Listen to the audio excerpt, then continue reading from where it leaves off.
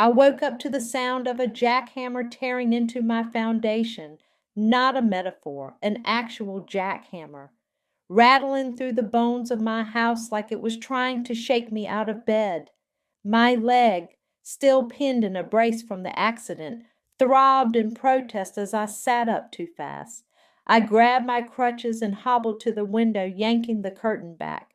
There in the backyard I'd spent months restoring, where I'd planted my fiancé's favorite hydrangeas, where we'd planned to build a small greenhouse, stood three men in hard hats and neon vests. One of them waved at me like we were old friends. I didn't wave back. My name's Christine. I'm 34, recovering from a car accident that should have killed me, and apparently I'm also the last person to know I'm having an extension built onto my house. I made it down the stairs one painful step at a time, each thud of the jackhammer syncing with my heartbeat. By the time I got to the back door, I was sweating and furious. "Hey!" I shouted. The guy holding the jackhammer shut it off. The silence was deafening. "You can't just tear up my yard. Who told you to start this?" He looked confused. Dawson said you were out of commission, but everything was approved." I blinked. "Dawson? As in my sister's husband?" "Yeah, he and your folks signed off. Said it was all family." I stared at him. "Get off my property. Now." He hesitated. "I mean, we already poured—" "Now." He raised his hands and nodded, motioning to the others. As they packed up, I limped back inside, heart pounding. I called my mom first. "Oh, honey," she said, like I was overreacting to a surprise birthday party. "It's just a little extension. Sophie said you'd love it once it's done." "Sophie doesn't live here, Mom. I do, and no one asked me." "Well, you've been in recovery, and your dad and I—" "You don't own the house. You gave us power of attorney while you were in the hospital," she said gently. "We thought—" "You thought wrong." I hung up. My hands were shaking so badly I nearly dropped my phone. I had trusted them. I gave them temporary control because I couldn't walk, couldn't think straight, couldn't even feed myself without help. And this is what they did? I called Sophie next. She didn't pick up, of course. An hour later she showed up with Dawson, both of them wearing matching smug smiles, like they were walking into a ribbon-cutting ceremony. "Hey, sis," Sophie chirped, leaning in for a hug I didn't return. "Isn't it exciting? We're finally doing it." "Doing what?" I asked, leaning on my crutch like a weapon. "The family wing," Dawson said, like it was obvious. "Guest suite, office space, maybe a nursery down the line." I blinked. "A nursery?" "Just thinking ahead," Sophie said quickly. "You've been through so much, and we thought—" "You thought you'd move in." She smiled, but her eyes flickered. "Just until you're back on your feet. We can help with the house, the bills." "I don't need help. I need you to leave." Dawson laughed like I'd told a joke.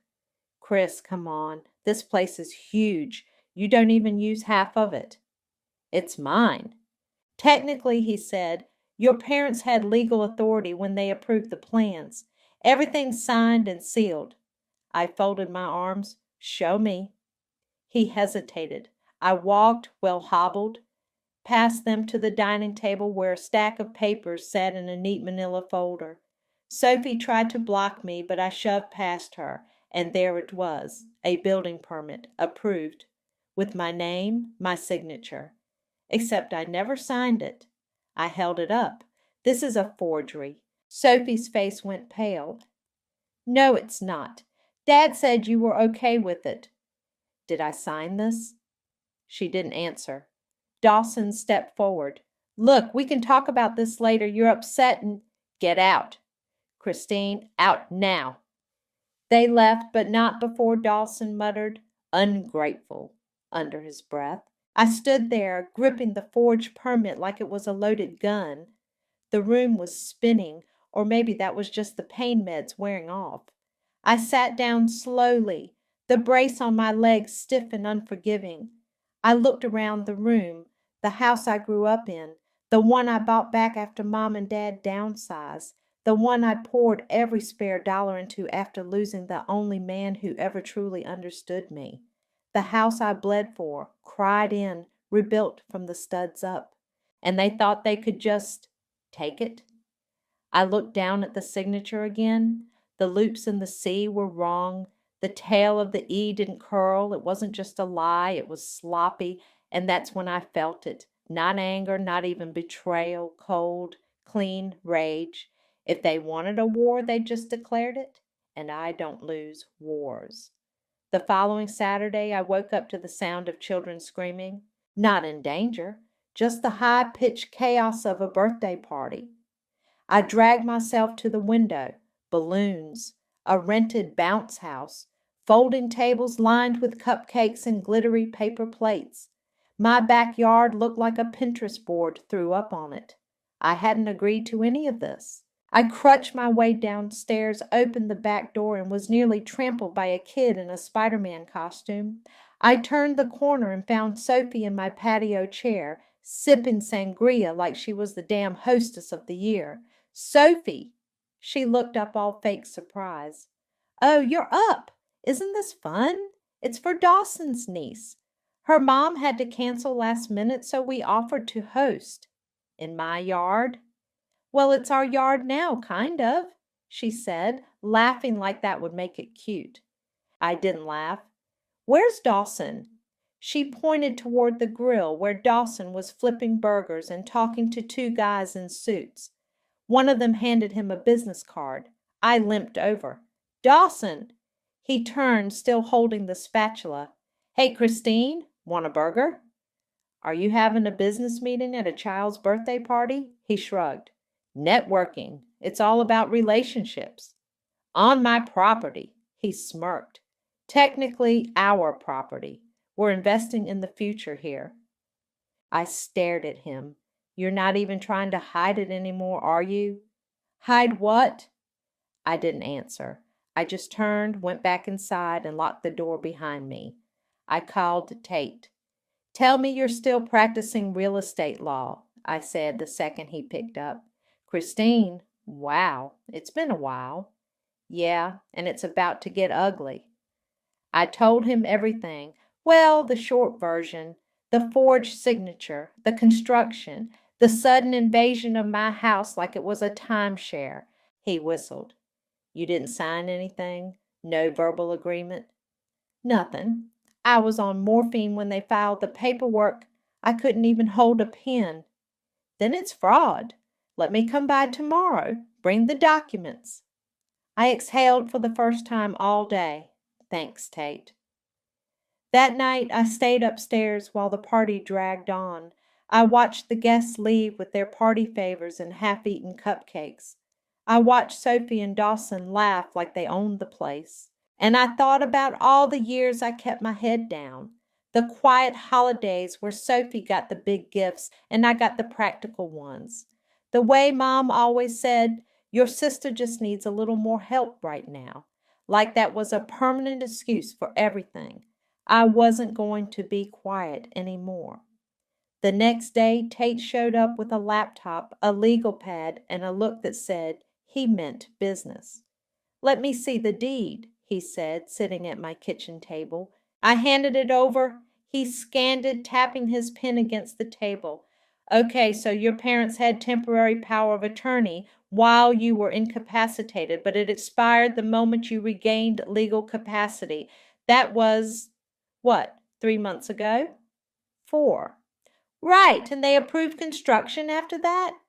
Yep. Then none of this holds. He flipped to the back page. Also, interesting. What? He pointed to a clause I'd never noticed. Any structure permanently attached to the original dwelling triggers a reassessment of the property. That means taxes, insurance, potentially even zoning penalties depending on how they filed. I blinked. So they're on the hook for all of that? If they're listed as co-applicants, absolutely. I smiled. Good. Later that afternoon, Wayne, the contractor, showed up to collect some tools. I met him outside. Hey, I said, got a minute? He hesitated, then nodded. Sure. You've been doing this for a while, right? 20 years. Ever had a client forge a homeowner's signature? He looked at me carefully. That what happened here? I didn't answer. He sighed. I had a feeling. You didn't seem thrilled when I saw you the first time. I wasn't. He rubbed the back of his neck. Look, I was told you were recovering and that everything was cleared. I didn't think to question it. You didn't see the red flags? I did, but I also saw the check clear. I nodded slowly. Fair enough. He looked around, lowered his voice. You didn't sign off on those blueprints, did you? Nope. He nodded. Then you got a case. I looked him in the eye. Would you be willing to say that officially? He hesitated. If it comes to that, yeah, I will. I held out my hand. He shook it. That night, I sat at the kitchen table with Tate, going over every document line by line. Sophie and Dawson were out, probably schmoozing at some wine bar or pretending to be the power couple of the neighborhood. I didn't care. Let them play house. Because while they were busy planning their fantasy life, I was building something else, a case. And I was going to make sure it hit them where it hurt most. Sophie was in the kitchen when I came downstairs the next morning, barefoot, wearing one of my old college sweatshirts like it belonged to her. She was stirring oat milk into her coffee, humming to herself. I opened the fridge. Half my groceries were gone. Again. Did you eat the leftovers from last night? I asked. She didn't even turn around. Oh, yeah, Dawson was starving after his showing. We figured you wouldn't mind. I shut the fridge a little harder than necessary. Next time, ask. She finally looked at me. You're so tense lately. You should be happy the house is finally coming together. I grabbed a bottle of water. Whose house? She smiled. Ours. I walked away before I said something unforgivable. Later that day, Dawson cornered me in the hallway. He was wearing a blazer and holding a latte like he was about to film a commercial for himself. Quick question, he said. Do you still have that spare key to the garage? I want to show a client the layout. No. He blinked. No, you don't have it. Or no, I can't use it? I stared at him. No, you can't use it? He chuckled like I was being cute. Christine, you're being difficult. No, I'm being the owner of this house. He leaned in slightly. You don't want to make this hostile. We're family. I stepped back. Then stop acting like a squatter. That night I was in my room when I heard them laughing downstairs, loud like they wanted me to hear. I opened the group chat with Tate and sent him a photo of the new blueprint I'd found stuffed in a drawer in the living room. He replied instantly, This is gold. I'll explain tomorrow. The next morning, Tate showed up with coffee and a grin I hadn't seen since college. Okay, he said, spreading out the blueprint on the table. Here's what they didn't realize. This addition, it's structurally connected to the main house. That means under the county code, the entire property is now subject to reassessment. Meaning? Meaning your property taxes are about to triple. I blinked. And I'm the only name on the deed. Exactly. I leaned back in my chair. So they built their dream wing, and I get the bill. Unless, he said, tapping the blueprint, we make sure the county knows who initiated the construction. I smiled. Let's do it. That afternoon, I printed a fresh copy of the new tax assessment. It had arrived in the mail that morning, thick and official looking. I stuck a yellow post-it on top. Looks like your generosity has a price tag. I left it on the kitchen counter. By dinner, Sophie was pacing the living room, holding the letter like it might catch fire. This has to be a mistake, she said. Christine, did you see this? I did. It says the taxes are going up by, what, 15 grand a year? 17. I said, sipping my tea. Dawson stormed in, waving the paper. Why is this under your name? We all live here. Because I own the house. He pointed at me. You're not going to stick us with this. We added value. You added debt. Sophie's voice cracked. We don't have that kind of money. I looked at her. Then maybe you shouldn't have built something you couldn't afford. Dawson stepped closer. You think this is funny? No, I said. I think it's legal. He opened his mouth, but I held up my phone. By the way, I recorded this conversation, just in case you try to say you had my consent.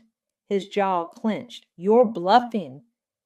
I hit play, my voice clear. You didn't ask me. You forged my name. Sophie's voice panicked. We thought you'd be okay with it. Dad said. I paused it. Still bluffing? They stared at me like I'd grown horns. We can fix this, Sophie said quickly. We'll talk to the board, maybe refinance. No, I said. You won't? I reached into my bag and handed Dawson a manila envelope. He opened it. His face went white. What is this? He asked. Cease and desist, I said. Effective immediately. You're no longer allowed to use any part of this house for business purposes. That includes client meetings, mail, signage, and marketing materials. You're kicking us out? Not yet, but keep pushing. Sophie looked like she might cry. Christine, please, we're family. I looked at her, really looked at her, the entitled tilt of her chin, the way she clutched Dawson's arm like a lifeline. You stopped being family when you stole from me, I said. They left the room in silence. I stood there, alone, in the house I'd rebuilt. My legs still ached. My heart still had cracks. But for the first time in months, I felt steady. The war had started, and I was just getting warmed up. 3 days later, Sophie left a box of pastries on the kitchen counter like it was a peace offering. I didn't touch them. Instead, I mailed her something of my own, a pristine copy of the new property tax bill, folded neatly inside a bright pink envelope. On top, a yellow post-it. Looks like your generosity has a price tag. By noon, she was banging on my bedroom door. Christine, can we talk, please? I opened the door just enough to see her face. She looked like she hadn't slept. Her mascara was smudged and her voice had that fake sweet edge she used when she wanted something. We didn't know it would affect your taxes, she said. You didn't know it would affect my taxes because you didn't bother to ask. We thought it would be fine. Dawson says a lot of things. She flinched. We can figure this out. Maybe we can split it? I raised an eyebrow. Split the taxes on a house you don't own? She blinked, mouth open, nothing coming out. Didn't think so, I said, and shut the door. That night, Dawson tried a different approach. He cornered me in the driveway as I was getting the mail. Listen, he said, arms crossed, voice low. This doesn't have to get messy. Too late. He stepped closer. You're not thinking long term. We put a lot into this place. Sweat equity, Christine. If you go nuclear, we both lose. No, I said, holding up the envelope of bills. You lose. I get my house back. His jaw tightened. You're really going to do this? I smiled. Already started. He laughed, bitter. You're not going to win. You don't know how this works. I leaned in, voice calm. I know enough to record this conversation, too. He stepped back. Later that week, Tate came by with a flash drive and a grin. I cleaned up the audio, he said. Crystal clear. Sophie admits to forging your name. Dawson admits to using the house for business without your permission. Good, I said. Let's make it official. We spent the next 2 hours filing complaints with the housing board and the local licensing office. Tate handled the legal jargon. I just provided the receipts, emails, texts, photos, voice memos. By Friday, Dawson's real estate license was under review. Saturday, Sophie's phone started blowing up. I could hear it buzzing through the walls. She was pacing the hallway, whispering frantically. Her Instagram was suddenly wiped clean. No more curated shots of the family home or the Price Shepherd lifestyle. Just a blank profile and one cryptic story. Taking a break to focus on what really matters. Please. The next morning, I filed a petition to partition the property. Tate explained it like this. You're requesting the court to formally separate the addition from the main dwelling. If approved, they'll be responsible for their own taxes, utilities, and insurance. And if it's denied, then we proceed with eviction. I nodded. Do it. That night, Dawson knocked on my door. No smile, no blazer, just a man who realized the walls were closing in. We'll buy you out, he said. I laughed. Buy me out of my own house? You're being unreasonable. No, I said, stepping into the hallway. You built a fantasy on someone else's foundation, and now it's crumbling. Sophie appeared behind him, arms folded, eyes red. Please, she said. We have nowhere else to go. Then you shouldn't have burned the only bridge you had. Dawson's voice dropped. You think you're so smart, but you're petty, bitter, alone. I didn't flinch. And you're trespassing. He scoffed. You're going to regret this. I smiled. Eviction notice goes out Monday. He stared at me like he was trying to decide whether to fight or fold. He folded. They went back to their side of the house, quiet for once. I stood there in the hallway, the silence ringing louder than their shouting ever had. I wasn't just taking back my house. I was taking back everything they thought they could steal, and I wasn't done yet. The knock came just after 10 a.m. I opened the door to find a man in a navy windbreaker holding a clipboard. Christine? He asked. Yes? County Housing Board. We received your complaint. I'm here to inspect the addition. I stepped aside. Be my guest. 10 minutes later, he was standing in the middle of what Sophie and Dawson had been calling the family wing, shaking his head. Who filed the construction permits? He asked. My parents under power of attorney, but it was expired, and the signature on the approval? Forged. He looked up. You have proof? I handed him a folder, photos, dates, the audio files Tate had cleaned up. He flipped through it, expression darkening. This is a mess, he muttered. Tell me about it. He took a few more photos, measured a couple of walls, and left with a tight nod. You'll hear from us soon. Sophie and Dawson came home 2 hours later. I was on the porch sipping iced tea, waiting. What's with the county car outside? Dawson asked. Inspection, I said. Sophie's face drained. What kind of inspection? The kind that determines whether your little project is legal. You called the board? She snapped. No, I said. I filed a formal complaint. There's a difference. Dawson stepped forward, trying to loom. You're playing dirty. No, I said calmly. I'm playing smart. That night, Tate called. They're moving fast, he said. The board's opening a case. They flagged multiple violations, zoning, permit fraud, misuse of residential space. Good. And Dawson's license? Suspended pending investigation. I smiled. Perfect. The next morning, Sophie was crying in the kitchen. I walked in to grab my coffee and found her hunched over her phone. They're tagging me in everything, she said, not even looking up. People are saying I'm a scammer, a leech. I poured my coffee. Maybe don't steal next time. She looked up, eyes puffy. You're enjoying this. No, I said, but I'm not apologizing for it either. Later that week, the petition to partition the property was approved. I served them the paperwork myself. Sophie stared at the envelope like it was a death sentence. What does this mean? It means your part of the house is now legally separate. You're responsible for your own taxes, insurance, utilities. Dawson scoffed. That's ridiculous. We don't even have our own meter. Then I suggest you get one. Fast. He crumpled the paper in his fist. You're going to regret this. No, I said. You are. 2 days later, I came home to find Dawson pacing the driveway, phone pressed to his ear. I don't care what it takes. Get me out of this, he snapped. No, I didn't know the permits were invalid. What do you mean that's my responsibility? He saw me and turned away, lowering his voice.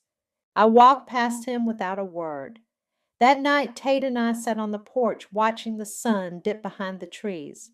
They're going to lose everything, he said. I know. You okay with that? I thought about it. I didn't start this. I just finished it. The following Monday, the court sent the final notice. Sophie and Dawson had 30 days to vacate the property. The extension was deemed unauthorized and subject to removal unless brought into compliance, which would cost more than they could afford. Dawson tried one last time. He showed up at my door with a check in hand. Name your price, he said. I looked at the check. Blank. Arrogant. I handed it back. Eviction stands. He stared at me, jaw twitching. You don't even need the space. But I need my peace. He left without another word. A week later, my parents called a family meeting. We just want to talk, Mom said. Clear the air. I didn't want to go, but I did. We met at their house. Sophie and Dawson were already there, sitting stiffly on the couch. Mom looked nervous. Dad looked tired. I think we've all made mistakes, Mom began. I cut her off. This isn't about mistakes. It's about choices. Dad cleared his throat. Dawson was trying to help. He had a vision. He forged my signature. Sophie spoke up. We didn't mean to hurt you. You didn't care if you did. Mom reached for my hand. We're still a family. I pulled away. No, we're not. Not when you let them take over my house. Not when you ignored me. Not when you chose convenience over truth. Sophie stood up, voice shaking. You're punishing everyone because you're bitter and alone. I stood too. No, I'm protecting myself. Something you've never had to do. She slapped me. It wasn't hard. It was desperate. I didn't flinch. I just smiled. There she is. Dad looked horrified. Mom gasped. I turned and walked out. I didn't look back. The war was over, and I'd won. The moving truck showed up on a Thursday morning. I watched from the porch as Dawson barked orders at the two guys he'd probably hired off Craigslist. Sophie stood off to the side, arms crossed, sunglasses hiding her swollen eyes. They didn't speak to me. They didn't even look my way. I didn't offer to help. I just sipped my coffee and let the sound of boxes slamming into the truck be my music. By noon, the extension was empty. The walls echoed. The Dreamwing was now just drywall and regret. Wayne showed up around 2. You ready? He asked. I nodded. Let's do it. He walked the perimeter with a clipboard, measuring and marking. The court order says we can remove everything added after the permit was filed. That includes the deck, the second entrance, and the utility hookups. Good. He looked up at me. You sure you want to go through with this? I'm sure. He nodded. All right. We'll start demolition tomorrow. Sophie came back around 4, alone. She didn't knock, just walked right in like she still lived here. I met her in the hallway. You forgot something? I asked. She held out a small box. Inside was a photo of us as kids. Matching dresses, gap-toothed smiles, holding hands in front of the fireplace. I thought maybe you'd want it, she said. I took the box and set it on the table. Thanks. She looked around like she was seeing the house for the first time. We really messed this up. I didn't answer. I thought we were building something, she said. I didn't realize we were burning everything down. I leaned against the wall. You didn't care who got hurt. That's the difference. I was scared, she said. We were drowning in debt. Dawson kept saying this would save us. And you believed him? She nodded. I wanted to believe someone, anyone. I didn't think you'd fight back. I looked at her. That's your problem. You never thought I'd stand up. She wiped her eyes. Mom and Dad are mad at you. I know. They say you're tearing the family apart. I shrugged. Then maybe it wasn't much of a family to begin with. She didn't argue. Before she left, she turned at the door. If I ever have kids, I hope they grow up to be more like you. I didn't know what to say to that, so I said nothing. The next day, the demolition started. Wayne's crew worked fast. By the end of the week, the extension was gone, just like that. The foundation was ripped up, the walls hauled off, the dream reduced to rubble. The county held an auction for the salvaged materials. Cabinets, fixtures, even the fancy light fixtures Sophie picked out on credit. Most of it sold for pennies. The money went straight to cover the back taxes. I didn't keep a dime. Mom called once, left a voicemail. We didn't know it would go this far. Please, Christine, don't let this be the end. I didn't call her back. Dad sent an email, just one line. You've made your point. I deleted it. I visited the cemetery that Sunday. The wind was sharp, but the sky was clear. I sat by his grave for a long time. You always said I was too forgiving, I said. Guess I finally proved you wrong. I laid a single hydrangea on the headstone. The ones we'd planted together were gone now, dug up during the construction, but I'd replant them in the spring in clean soil. As I stood to leave, I felt something shift inside me. Not peace exactly, but something close, like I could breathe again. When I got home, Wayne was waiting on the porch. Weird question, he said. You ever think about a greenhouse? I raised an eyebrow. Why? He smiled. You got the space now, and I owe you one for dragging me into this circus. I dragged you? He laughed. Okay, maybe I volunteered. I thought about it. Yeah, maybe. Something simple. Glass walls, raised beds. He nodded. We can draw up plans next week. I looked at the empty patch of dirt where the extension used to be. For the first time, it didn't make me angry. It just looked like a blank canvas.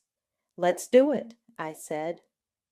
The war was over, and I was finally home. The auction was held in a dusty parking lot behind the county building. Rows of folding chairs, a few curious onlookers, and a sad lineup of what used to be Sophie and Dawson's dream.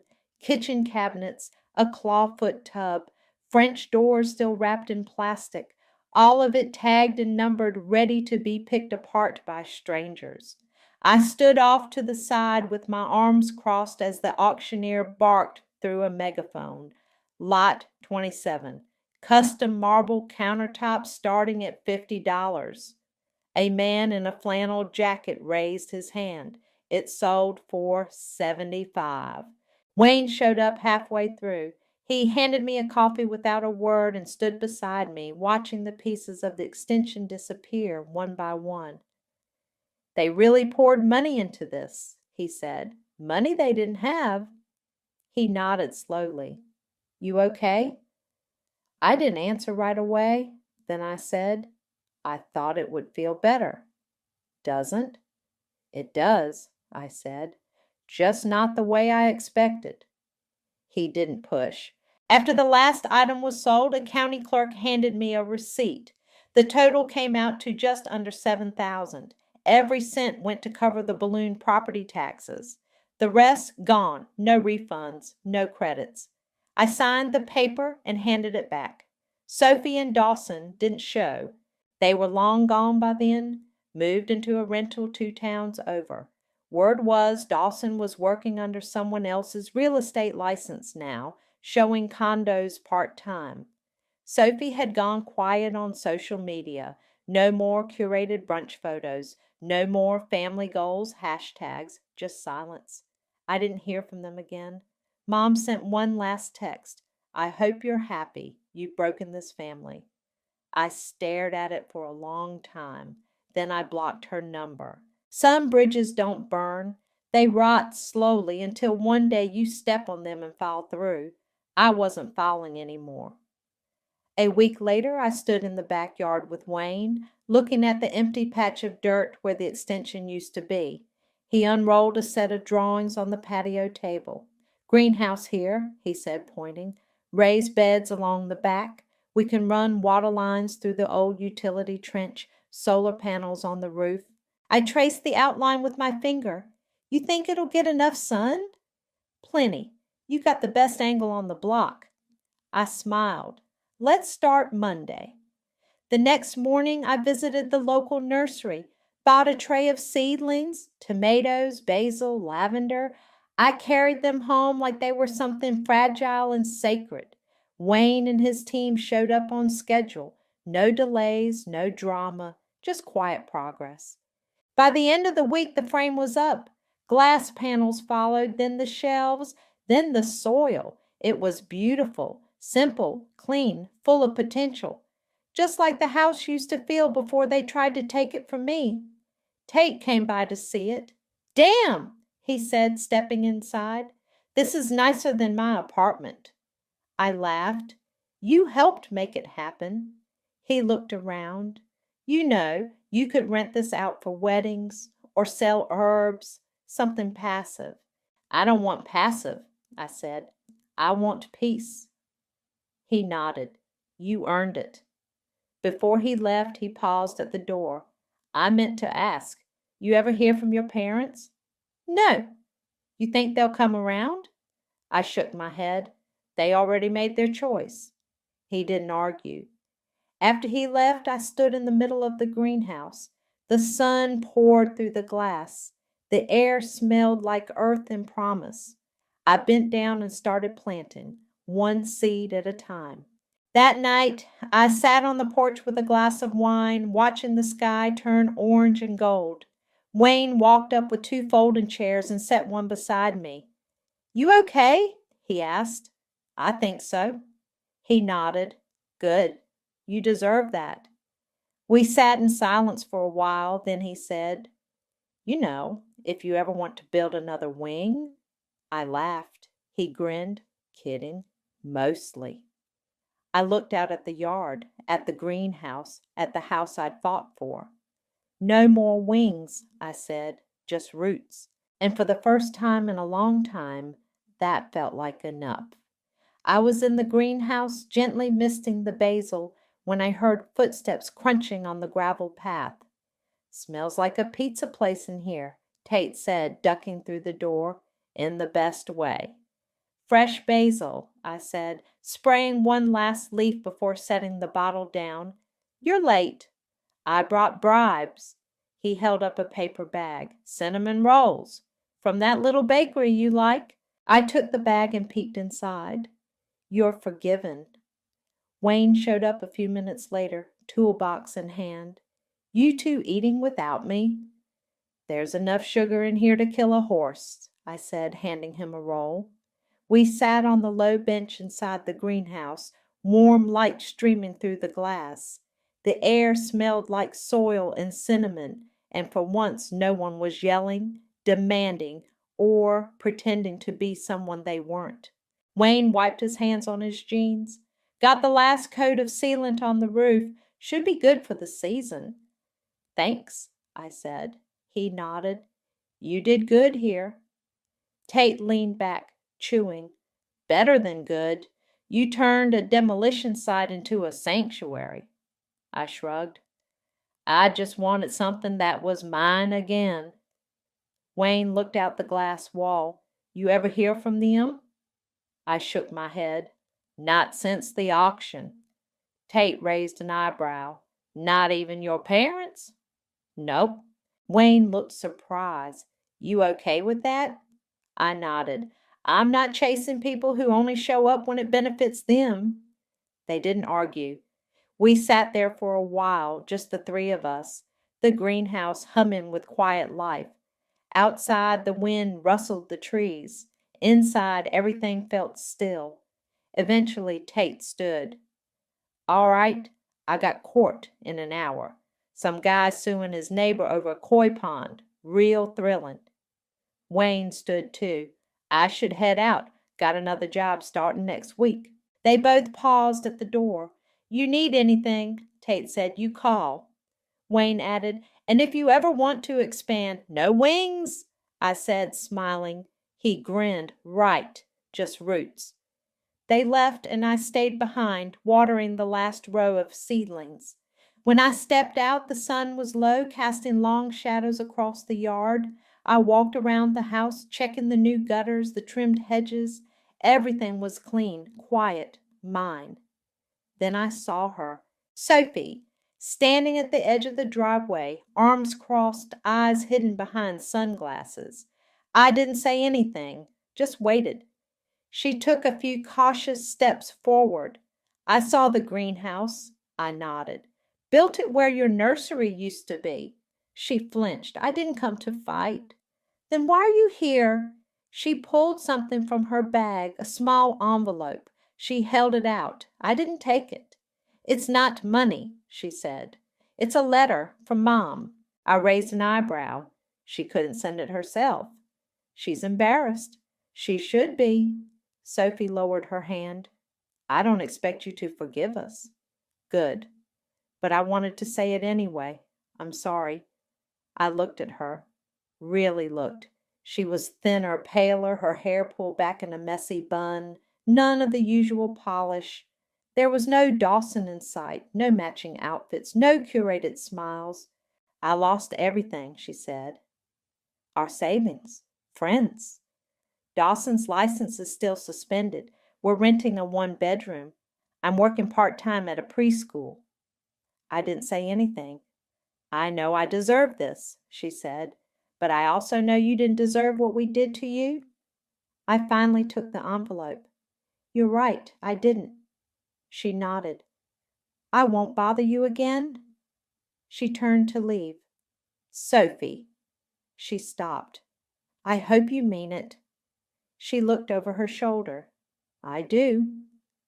Then she was gone. I walked back inside, set the envelope on the counter, and left it there. I didn't open it. Instead, I grabbed my gloves and headed back to the greenhouse. The sun was setting, casting gold across the glass walls. I knelt in the dirt, planting the last of the lavender. My hands sank into the soil, warm, forgiving. No more noise, no more lies. Just the sound of water, wind, and the quiet rhythm of something growing. Justice didn't come with fireworks. It came with silence and a view.